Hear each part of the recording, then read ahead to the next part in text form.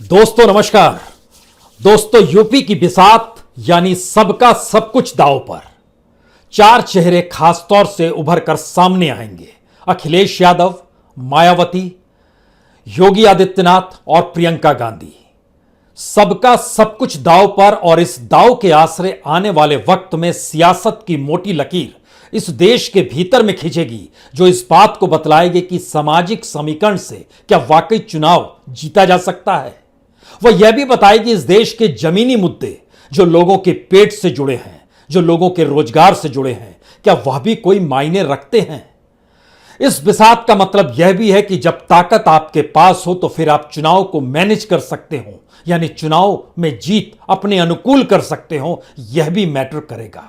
और इतना ही नहीं, पैसा भी मायने रखेगा और ताकत का एहसास राजनीतिक दल अपने समीकरणों के आश्रय जीत का सेहरा पहनेंगे, या फिर सियासी ताकत का मतलब होगा तमाम संवैधानिक संस्थानों को सत्ता पाने के लिए अपने अनुकूल कर लेना। यानी एक ऐसी बिसात जो भारत में लोकतंत्र की असल परिभाषा को उत्तर प्रदेश में ही बताएगी। गढ़ी तो पहले जा चुकी है, लेकिन बताएगी अब। लेकिन इस बिसात का एक मतलब यह भी है कि यहां से जो मुद्दे निकलकर चुनावी जीत के साथ यानी जनादेश के आश्रय सामने आएंगे, वो आने वाले वक्त में भारत की सियासी तकदीर को लिख देंगे। वो बता देंगे इस देश के भीतर में 2024 में क्या होने वाला है। तो हमें लगता है कि आज एक एक पन्नों को इसलिए टटोलिए क्योंकि इस दौर में कहा जाता है चुनाव मैनेज हो जाता है। चुनाव में मुद्दे मायने नहीं रखते हैं। चुनाव के भीतर सामाजिक समीकरण मायने नहीं रखते हैं। चुनाव के भीतर गठबंधन भी मायने नहीं रखता है। मैटर करता है यानी मायने रखता है तो सिर्फ सत्ता और उसकी ताकत। उसके साथ पैसा भी होता है और उसके साथ एक खौफ भी होता है, जिसका खुला नजारा पंचायत चुनाव के वक्त हर किसी ने देख लिया। चुनाव परिणाम जो पंचायत अध्यक्षों को लेकर हुए, ऐसा रिकॉर्ड उत्तर प्रदेश में कभी नहीं बना जो इस बार बन गया। लेकिन जैसे ही मैनेज करने का शब्द हम आपको लेकर सामने आते हैं तो इसके साथ साथ कुछ पन्नों को और साथ में जोड़ते चले जाइए। याद कीजिए इस देश के भीतर में मंडल आंदोलन और उससे निकले छत्रप नेताओं की एक फौज जो कि उत्तर प्रदेश और बिहार में अपनी सत्ता को पाने के लिए बेचैन नजर आई। अपनी सत्ता का मतलब था अपनी जाति की सत्ता, और जाति को ही उन्होंने अपने प्रदेश के छत्रप के तौर पर वहां पर गद्दी पर बैठकर इसका एहसास करा दिया कि इनकी ताकत राष्ट्रीय दलों से कहीं ज्यादा है। लेकिन वक्त का पहिया 30 बरस तक घूम चुका है, तो क्या उत्तर प्रदेश की सियासत में पहली बार ऐसी परिस्थिति आ रही है जहां छत्रप उनकी उम्र पूरी हो चली है, या फिर छत्रप सही मायने में डिक्टेट करेंगे आने वाले वक्त में राष्ट्रीय राजनीतिक दलों को भी। और छोटे छोटे समुदाय, छोटे छोटे जातियों में सिमटे हुए समुदाय, वह भी गठबंधन के आश्रय अपनी ताकत का एहसास क्या वाकई उत्तर प्रदेश की सियासत को करा पाएंगे इस चुनाव में। तो आइए बिसात की शुरुआत तो उस चुनावी मैनेज करने की दिशा से ही उठाई जाए जो जिला पंचायत अध्यक्षों की चुनाव में नजर आया, जिसने एक नए तरीके की इबारत लिख डाली। इबारत और तमाम शब्दों का इस्तेमाल हमने मैनेज करना इसलिए किया क्योंकि इससे पहले इतनी कम संख्या में जिला पंचायत सदस्यों के साथ जो भी पॉलिटिकल पार्टी रही हो, लेकिन इतनी बड़ी तादाद में उसके अध्यक्ष बन जाएं, ऐसा कभी नहीं हुआ है। अखिलेश यादव ने अपने दौर में रिकॉर्ड बनाया था। 2100 पंचायत सदस्य हुआ करते थे। उसमें से उसके रिकॉर्ड बहुत साफ तौर पर था कि 75 में से 63 जगहों पर अध्यक्ष समाजवादी पार्टी थे। लेकिन बीजेपी ने अध्यक्षों को लेकर समाजवादी पार्टी का रिकॉर्ड तोड़ दिया और वह पहुंच गई 67 पर। लेकिन जब पंचायत के सदस्यों का चुनाव हो रहा था, उसमें उसकी संख्या सिर्फ 690 थी 3052 में से। समाजवादी पार्टी उसके ऊपर थी 747 के साथ। सवाल यह है कि 690 बीजेपी के पंचायत सदस्य जो 67 जगहों पर अध्यक्ष के तौर पर बन जाते हैं, और उसमें भी एक बड़ी कतार नजर आती है जहां पर निर्विरोध चुने जाते हैं। और खास तौर से उत्तर प्रदेश के भीतर जब किसानों का सवाल हो, उत्तर प्रदेश के भीतर जब कोविड महामारी के दौरान शमशान घाट भी ना मिल पाने की परिस्थितियों को यहां के लोगों ने देखा और भोगा हो। ऐसी परिस्थिति जिसमें उत्तर प्रदेश के भीतर में सबसे ज्यादा बेरोजगारों की तादाद हो, उत्तर प्रदेश के भीतर देश के अलग अलग हिस्सों से लौटे हुए प्रवासी मजदूरों की संख्या सबसे ज्यादा हो जिनके पास काम ना हो, उत्तर प्रदेश के भीतर मनरेगा से भी काम इस दौर में कम मिल पा रहा हो, यानी स्थिति कितनी नाजुक है। और ऐसे में हम उत्तर प्रदेश की सियासत बिसात का कच्चा चिट्ठा लेकर आपके सामने बैठे हैं। तो दो तीन सच जान लीजिए। उत्तर प्रदेश की सियासत मौजूदा वक्त में इसकी कतई इजाजत नहीं देती है कि क्षत्रप सिर्फ अपने बूते सत्ता में आ सकते हैं। शानदार वक्त में चाहे वो अखिलेश यादव रहे हों और सबसे बुरे वक्त में चाहे वो अखिलेश यादव रहे हों, दोनों परिस्थितियों में अखिलेश यादव के वोट बैंक में यानी समाजवादी पार्टी के वोट बैंक में कभी सेंध बड़ी नहीं लगी। यही हाल मायावती का रहा है। मायावती जब सत्ता में थी तब उनको जितने वोट मिले और जब सत्ता में नहीं थी तब जितने वोट मिले, दोनों में कोई बहुत अंतर नहीं है। हां, कांग्रेस में एक बड़ा अंतर जरूर आया और उसने लगभग 50 से 60% अपने वोट को खोया है। ये सारे वोट शिफ्ट होकर चले गए बीजेपी के पास। यानी 1990 से पहले कांग्रेस का राज हुआ करता था, ब्राह्मणों का वर्चस्व हुआ करता था। उत्तर प्रदेश की सियासत के भीतर में छोटी और मंझोली जातियां जो थी वह सिर्फ सत्ता के साथ जुड़ना चाहती थी। दोबारा क्या ऐसी स्थिति आ रही है? और अगर ऐसी स्थिति आ रही है तो इसके मतलब और मायने क्या होंगे? खास तौर से इस पंचायत अध्यक्ष के चुनाव ने जब जतला दिया कि दरअसल मैनेज करने आना चाहिए और योगी आदित्यनाथ और स्वतंत्र देव सिंह जो कि बीजेपी के प्रदेश अध्यक्ष हैं, उन्होंने चीजें मैनेज करके बतला दी। एक झटके में सारे निर्दलीय उनके साथ खड़े हो गए। एक झटके में कई जगहों पर निर्विरोध की स्थिति आ गई और दूसरे राजनीतिक दल वहां पर चू चपाड़ ना कर सके। यह होती है ताकत। और इस ताकत का एहसास तो उत्तर प्रदेश के विधानसभा चुनाव में तब कहीं ज्यादा व्यापक होगा जब सामने सबको 2024 नजर आ रहा होगा। और 2024 का मतलब दिल्ली की सत्ता, और दिल्ली की सत्ता कतई नहीं चाहेगी कि यूपी किसी भी हालत में उसके हाथ से निकल जाए। तो फिर सच क्या है? और इस सच के आईन में क्या वाकई ऐसी परिस्थिति है कि छोटे छोटे दल जिसे समाजवादी पार्टी खोज रही है एक साथ मिला ले तो वह चुनाव जीत जाएगी क्या? मायावती जो अपने तौर पर यह मानती रही है कि उनके साथ एक वोट बैंक है, वो वोट बैंक कभी बिखरेगा नहीं और उनके साथ अगर मुसलमान भी जुड़ जाएं तो भी वो सत्ता में आ पाएंगी क्या? ये एक ऐसे सवाल हैं अखिलेश यादव और मायावती को लेकर जिन सवालों का जवाब शुरू में आपको गणित के जरिए समझना होगा। यह गणित इसलिए मायने रखता है कि किसे कितना वोट मिला है और उस वोट के आश्रय क्या देखा जाए, हमें लगता है यह परखने की जरूरत है। जिस वक्त उत्तर प्रदेश में 2012 में समाजवादी पार्टी की सरकार थी, उस वक्त उसको कुल वोट जो मिले थे वह 2 करोड़ 20 लाख मिले थे। जी, कुल वोट 2 करोड़ 20 लाख मिले थे समाजवादी पार्टी को। और 2017 में जब वो सत्ता में नहीं, उसके पास सिर्फ 47 विधायक बचे, यानी 224 से निकलकर 47 विधायकों पर जब वो आ गई तब उसको वोट मिले तकरीबन 1 करोड़ 90 लाख। यानी मिलाइएगा तो सिर्फ 30 लाख वोट ही कम हुए थे। तो 30 लाख में उसके लगभग 180 सीट गायब हो गई समाजवादी पार्टी की। लेकिन वोट में देखिए बहुत अंतर नहीं पड़ा। ठीक इसी तरीके से अगर मायावती को परखिएगा तो 2012 में जब अखिलेश यादव सरकार बना रहे थे तो मायावती को वोट 1 करोड़ 96 लाख मिले थे।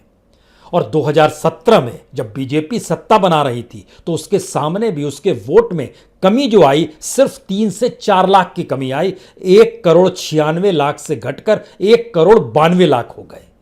यानी मायावती का वोट बैंक 2012-2017 इंटैक्ट रहा। अब 2021 सामने है। उससे पहले चलिए जब मायावती की अपनी सत्ता थी वो साल 2007 हुआ करता था। 2007 में भी मायावती को वोट जो मिले थे तकरीबन 1.5 करोड़ वोट मिले थे, 1 करोड़ 58 लाख। और उस वक्त वो सत्ता में आई थी 206 सीटों के साथ। गणित बहुत साफ कहता है 403 सीट उत्तर प्रदेश में है तो 202 सीट आपके पास होनी चाहिए।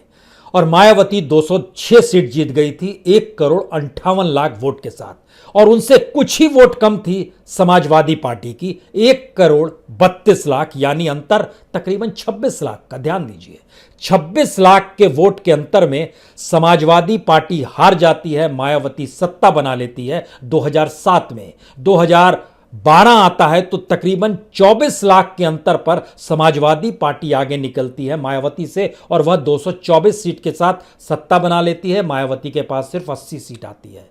इस दौर में हमने आपसे जिक्र ना कांग्रेस का किया है ना ही बीजेपी का किया है, और यही सबसे बड़ा सवाल छुपा हुआ है। जब इनके वोट अपने गोल्डन वक्त में और अपने विभत्स स्थितियों में भी लगभग बराबर रहे, अंतर मैक्सिमम 30 लाख का पड़ा, जो बहुत बड़ा असर नहीं डालता है, तो इसका मतलब है कि 2021 के चुनाव में भी इनका वोट बैंक तकरीबन 2 करोड़ के इर्द गिर्द ही रहेगा। अब यहां से सवाल आता है कि कांग्रेस का एनालिसिस यहां पर इसलिए जरूरी है क्योंकि कांग्रेस के सारे वोट बैंक शिफ्ट अलग अलग तरीके से मंडल कमीशन के दौर में जो भी ओबीसी के वोट थे वह सीधे समाजवादी पार्टी में चले गए। उसमें जनता दल हुआ करता था, लेकिन बाद में वह समाजवादी पार्टी के तौर पर आया। मायावती निकल कर आई तो फिर ओबीसी के बाद जो एससी वोट थे वह शिफ्ट हो गए कांग्रेस के, उधर चले गए। अपर कास्ट और ओबीसी में लड़ाई शुरू हुई समाजवादी पार्टी और बीजेपी के भीतर। अपर कास्ट के वोट सीधे सीधे बीजेपी के पास चले गए, यानी कांग्रेस ने सिर्फ गंवाया ही गंवाया। और 3 सालों के दौर में, यानी 30 साल पहले कांग्रेस हुआ करती थी, सही मायने में कहें तो 32 साल पहले हुआ करती थी। उस वक्त और आज की स्थिति में कांग्रेस की हथेली बिल्कुल खाली है, उसके हाथ में कुछ भी नहीं है। यानी उसे क्या पाना है क्या गंवाना है वो नहीं जानती है, शायद इसीलिए वो गायब है, वो लापता है, वो कहीं नजर नहीं आ रही है। और होड़ मची हुई है कि हम अकेले लड़ेंगे, मायावती कहती है और अखिलेश कहते हैं हम अकेले लड़ेंगे। तो यहां पर सीधा जवाब निकल कर आता है, यह दोनों अगर अकेले लड़ेंगे तो दोनों चुनाव नहीं जीत पाएंगे। ना अखिलेश यादव चुनाव जीत पाएंगे, ना ही मायावती चुनाव जीत पाएंगी, यानी सत्ता पा पाएंगी। उनके वोट बैंक में बहुत अंतर नहीं आने वाला है। वही स्थिति रहेगी जो 2007 में थी, 2012 में थी, 2017 में रही, कोई अंतर नहीं आएगा। और यहां से सवाल निकलता है तब कांग्रेस की स्थिति क्या हो सकती है। असल में जितने भी छोटे छोटे दल हैं, वो छोटे दल अपने तौर पर बार्गेनिंग जब करते हैं तो वह उस दल के साथ बार्गेनिंग करना चाहते हैं जो सत्ता में आ रही हो। लेकिन उत्तर प्रदेश का सच यह है कि क्षत्रपों के वोट शिफ्ट दूसरी पॉलिटिकल पार्टी में नहीं हुए। यादवों के वोट कांग्रेस को नहीं मिले। 2017 में राहुल गांधी और अखिलेश यादव एक साथ बैठकर गठबंधन कर रहे थे, लेकिन वोट ट्रांसफर कांग्रेस में नहीं गए समाजवादी पार्टी के। कांग्रेस राष्ट्रीय पार्टी है, उसके वोट ट्रांसफर जरूर हुए, जिसका कुछ लाभ समाजवादी पार्टी को मिला। लेकिन सबसे बड़ी बात यह है कि 2017 का चुनाव प्रधानमंत्री मोदी के चेहरे के आसरे था। उस वक्त मोदी उड़ान पर थे, लार्जर देन लाइफ थे, और खास तौर से उन्होंने बनारस की जो लोकसभा सीट ली थी वह उत्तर प्रदेश में एक तरीके से हृदय का रोल कर रही थी। यानी अयोध्या से बनारस और दूसरी तरफ आप दिल्ली से जब निकलिएगा तो वह लखनऊ तक की परिस्थिति का रास्ता नरेंद्र मोदी के जरिए बहुत साफ तौर पर बड़ा करती चली गई बीजेपी की। इसीलिए कांग्रेस से पहले एक बार बीजेपी को परख लीजिए, क्योंकि 2012 में जब अखिलेश की सरकार हुआ करती थी उस वक्त संयोग से जितने वोट कांग्रेस के थे उतने ही वोट बीजेपी के थे। 2012 यानी आज की तारीख में 9 साल पहले हम आपको ले गए। उस वक्त कांग्रेस के वोट थे 1,13,71,000 और बीजेपी के वोट थे 1,13,71,000।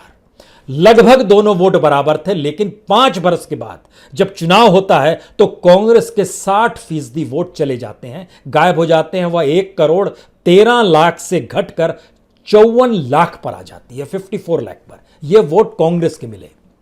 लेकिन बीजेपी दूसरी तरफ 1,13,00,000 से 3 गुना ज्यादा यानी 3,44,00,000 वोट पा लेती है। इतनी बड़ी तादाद में इसका मतलब बहुत साफ था कि जो 30 लाख वोट समाजवादी पार्टी के कम हुए, जो तकरीबन 60 से 65 लाख वोट कांग्रेस के कम हुए, ये सीधे वोट शिफ्ट हो गए बीजेपी के पास। और इसके अलावे जो भी छोटे छोटे राजनीतिक दल थे, जो खास तौर से अति पिछड़ा जिसको आप कहेंगे, या फिर जिनको ओबीसी की कैटेगरी में रखेंगे, वो तमाम पार्टी बीजेपी के साथ आकर खड़ी हो गई। फिर यहां पर एक सवाल, 2017 में जो छोटी पार्टियां बीजेपी के साथ खड़ी थी, आज की तारीख में वो क्या चाहेंगी? एक सच तो बहुत साफ है कि अगर वो अखिलेश और मायावती से मिलते हैं तो उन्हें लाभ नहीं हो रहा है। उनको लाभ राष्ट्रीय पॉलिटिकल पार्टी के साथ ही मिलने पर होगा। बीजेपी सामने है और कांग्रेस अभी तक सक्रिय होती नजर नहीं आ रही है। प्रियंका गांधी अपने तौर पर सक्रिय अलग अलग मुद्दों को लेकर जरूर नजर आई, लेकिन वो संगठन गायब है, वो परिस्थिति गायब है जिसमें सीधे तौर पर योगी को चेतावनी देते हुए प्रियंका गांधी नजर आए, या चुनौती देते हुए प्रियंका गांधी नजर आए, या कांग्रेस बीजेपी को उत्तर प्रदेश में चुनौती देती हुई नजर आए। यानी विपक्ष के तौर पर चुनौती देने वाली पार्टी कांग्रेस हो जाए। फिलहाल वह अखिलेश यादव है। अखिलेश यादव का विपक्ष में रहना और चुनौती देना बीजेपी के लिए फिट केस है। यह ठीक वैसा ही केस है जैसे ओवैसी कहते हैं 2022 में आप नहीं बन पाएंगे, सत्ता नहीं आ पाएगी आपके पास, और उस पर योगी आदित्यनाथ कहते हैं चैलेंज स्वीकार करता हूं। तो एआईएमआईएम की कोई हैसियत है?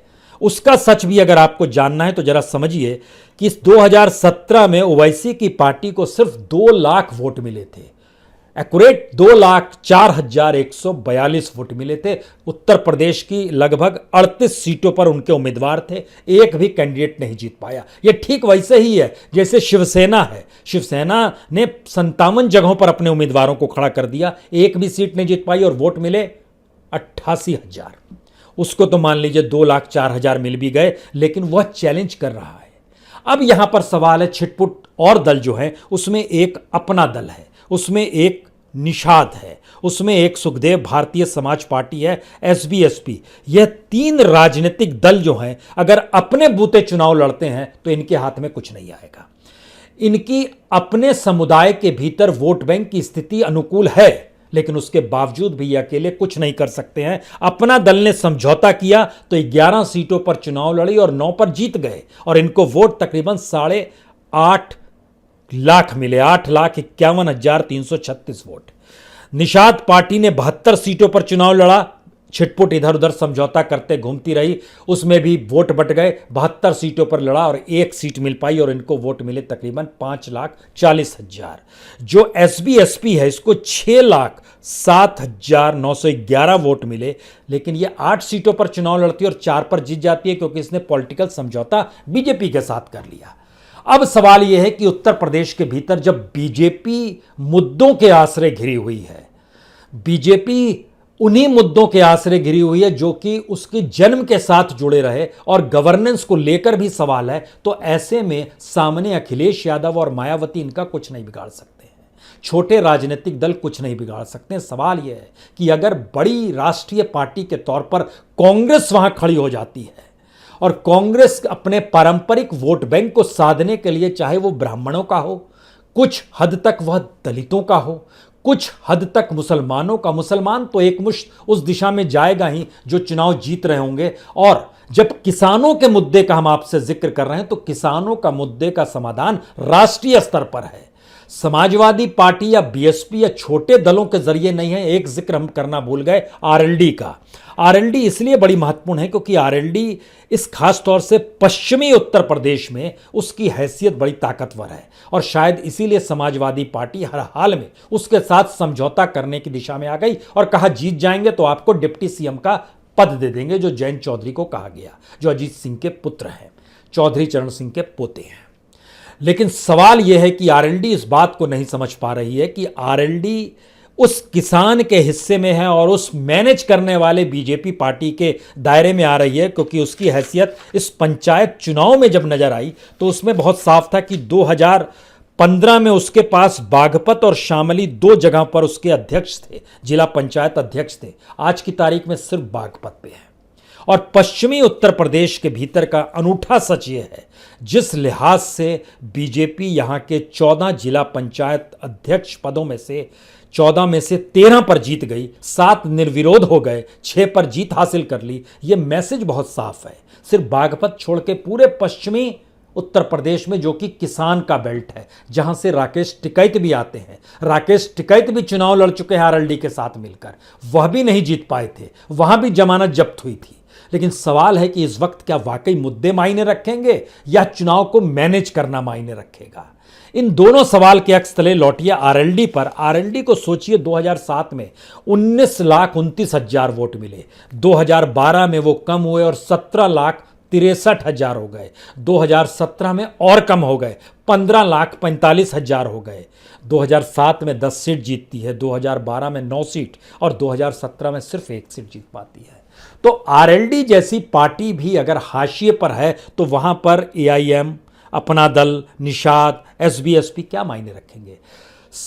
कांग्रेस का कमजोर होना समाजवादी पार्टी के लिए खतरे की घंटी है। इस बात को समाजवादी पार्टी नहीं समझ पाई और समाजवादी पार्टी ने खुद को इतना ताकतवर मान लिया कि जहां पर उसके अपने वोट बैंक से इतर उसके पास वोट आ जाएंगे तो जातियों की दबंगई और सामाजिक समीकरण इस बात की इजाजत ही नहीं देते हैं कि किसी भी हालत में सामाजिक समीकरण समाजवादी पार्टी के अनुकूल हो जाए।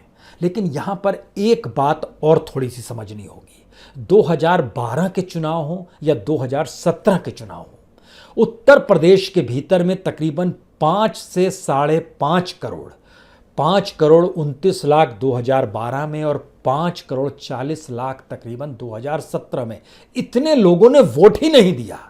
जबकि हर कोई जानता है कि मुस्लिम तबका 100% वोट डालता है, दलित तबका 100% वोट डालता है, यादव 100% वोट डालेगा और अब तो निषाद आ गए हैं तो वह भी 100% डालेंगे। अलग अलग जातियों से बनी हुई जो पॉलिटिकल पार्टी है उनके साथ जुड़े हुए दल भी तो पूरा वोट डालेंगे। तो फिर वो कौन लोग हैं जो उत्तर प्रदेश के भीतर में 5 करोड़ लोगों ने वोट नहीं डाले और यह 5 करोड़ बीजेपी पर भारी पड़ जाते हैं, जिस बीजेपी को 3 करोड़ 44 लाख वोट 2017 में मिले और वह 300 का आंकड़ा भी पार कर गई। यहां पर असल चीज समझने की जरूरत है। क्या कांग्रेस जागृत हो सकती है?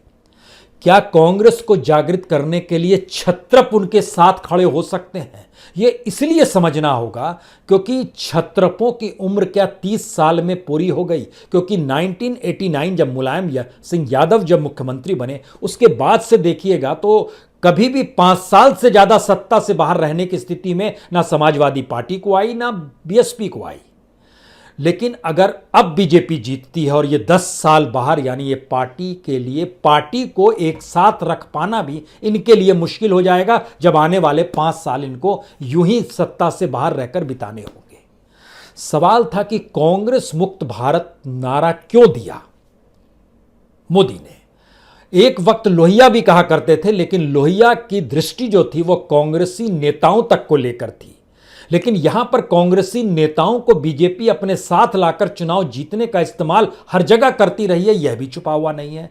यानी कांग्रेस मुक्त इसलिए जरूरत है क्योंकि इस देश के भीतर में छत्रपों को आस देने के लिए कांग्रेस की मौजूदगी अलग अलग राज्यों में नजर आई है और पहली बार संकट ऐसा है कि छत्रपों को लगने लगा कांग्रेस मर गई और वह मजबूत हो गए और वही विपक्ष के तौर पर है। जैसे ही वो सामने आएंगे तो उनका अपना वोट बैंक तो बना रहेगा, लेकिन वह चुनौती दे पाने की स्थिति में नहीं आएंगे और यही स्थिति उत्तर प्रदेश के भीतर निकलकर सामने आ रही है। 3 मैसेज बहुत साफ है। अगर मायावती और अखिलेश अलग अलग चुनाव लड़ेंगे तो चुनाव नहीं जीत पाएंगे। दोनों एक साथ आएंगे तो चुनाव इनके साथ जीतना सबके लिए आसान हो जाएगा, यह दोनों चुनाव जीत जाएंगे। कांग्रेस अगर वाकई राजनीतिक तौर पर सक्रिय होती है और वो अपने साथ अपने पारंपरिक वोट बैंक, जो खास तौर से ब्राह्मणों का वोट बैंक है और कुछ हद तक दलितों का वोट बैंक है, उसमें जैसे चंद्रशेखर जैसे लोग हैं, उनको अगर साथ ले आती है, जो चंद्रशेखर के लिए भी अनुकूल होगा, क्योंकि उसका रास्ता अकेले नहीं निकलेगा, उसका रास्ता मायावती के साथ नहीं निकलेगा, उसका रास्ता समाजवादी पार्टी के साथ नहीं निकलेगा। यही स्थिति जैन चौधरी की भी है। तो इनको यूपी के भीतर में कैसे चीजों को खड़ा करना है अपने अनुकूल लाने के लिए, अन्यथा इस देश के भीतर से छत्रप खत्म होंगे और राष्ट्रीय पार्टी ही बचेगी। क्योंकि इस दौर में भी जब सामने आता है तो राज्यों के चेहरों से हटकर जब प्रधानमंत्री का चेहरा ही राज्यों में घूमते रहा तो वहां पर छत्रप अपने चेहरे के आसरे कैसे चुनावी जीत हासिल कर सकते हैं अगर कुछ देर के लिए मैनेज करने की बात को दरकिनार भी कर दिया जाए तो। क्योंकि जातियों से निकली हुई पॉलिटिकल पार्टी का वोट बैंक इंटैक्ट रहता है, लेकिन उसकी बड़ी सीमा होती है, वह बड़े छोटे से हिस्से को घेर पाता है। और तीसरी सबसे बड़ी स्थिति है कि क्या वाकई अगर कांग्रेस खड़ी हो पाएगी, और कांग्रेस अगर खड़ी हो जाती है और प्रियंका गांधी अगर खड़ी हो जाती है तो 2024 को लेकर जो नजारा हर कोई देखना चाहता है, शरद पवार उधर मीटिंग करते हैं अलग जगह पर बैठकर, दक्षिण से कुछ स्टालिन की आवाज आती है, इधर से तेजस्वी की आवाज आती है, अलग अलग जगहों से ममता बनर्जी उधर से बोलती हैं, इनके लिए रास्ता अनुकूल हो जाएगा अगर कांग्रेस जागृत हो जाए तो। अन्यथा अपनी अपनी चीजों में सिमटते हुए बीजेपी एक एक करके सबको खत्म कर देगी, यह एक फैक्ट है। सवाल है कुछ कांग्रेस को सोचना है, कुछ छत्रपों को सोचना है। अन्यथा आने वाले 5 साल में जब आपके पास पॉलिटिकल फंडिंग नहीं होगी, पैसा नहीं होगा, संगठन कैसे चलाइएगा, मुद्दे पूरे तरीके से हड़प लिए गए हैं दिल्ली के जरिए। किसान और खेती का मुद्दा जो राज्यों का मुद्दा था, जब उसे भी सेंटर निर्धारित करने लगा है तो किसान भी सोच रहा होगा कि अगर उसने वोट दे ही दिया समाजवादी पार्टी को तो भी पार्लियामेंट के भीतर उनके इस कानून को लेकर कौन आवाज उठाएगा। ये सारे सवाल हैं। इस बिसात को हम लोग हर संडे को आपके साथ बैठकर चर्चा किया करेंगे कि रास्ता जा किधर रहा है। बहुत बहुत शुक्रिया, बहुत बहुत शुक्रिया।